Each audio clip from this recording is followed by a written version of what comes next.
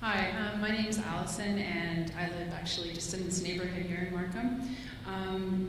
I really appreciated the way, Max, that you explained a little bit about the marriage analogy and the trees, but I'm wondering if you could talk a little bit more about the land, because I think a lot of people, when they think of a tree, they think, well, the land was signed over to the settlers, and there may very well have been different understandings on both sides, the parties to the treaty at the times they were signed, but I feel like this is part of the struggles that we still have to work out. So I'm just wondering if I've got that right, and if there's more to it, if you could give your insights. Awesome.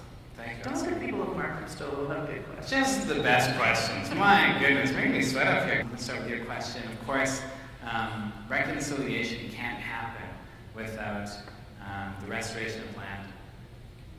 That's tough. That's scary to hear for some Canadians, that's scary. And I've heard people say, well, what, are you going to come and take my house? And I ask them how nice of a house it is, of course.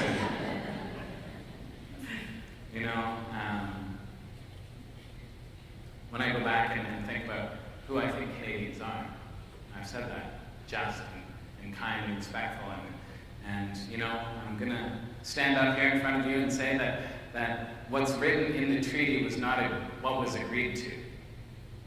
We have stories from hundreds and hundreds of years that recognize that. We didn't give up the land. Well, then what do you do today? In Canada, the one with all the power says, well, you gave it up. Native people say, well, no, we didn't. It's going to take more than land acknowledgements and flags at City Hall to get us to reconciliation.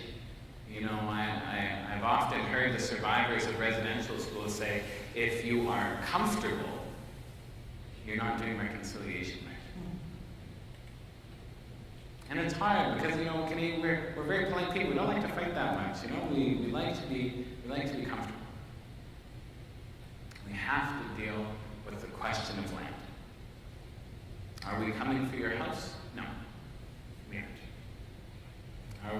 Are we looking to kick you back to wherever your ancestors came from and send the Métis halfway? No, we aren't.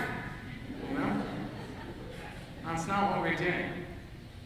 But I think just last week, Vancouver returned some land that was in the municipality's jurisdiction to the First Nations communities.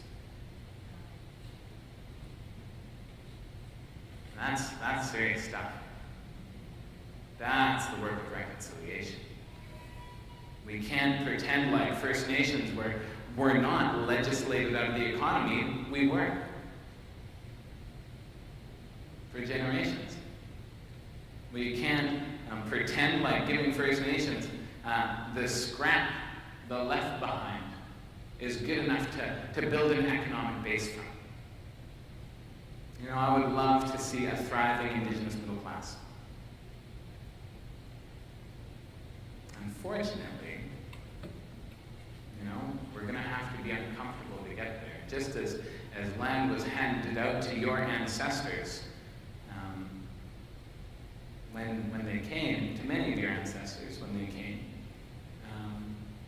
land needs to be handed back to First Nations, to other Indigenous communities, to get us on that equal footing and be able to thrive again.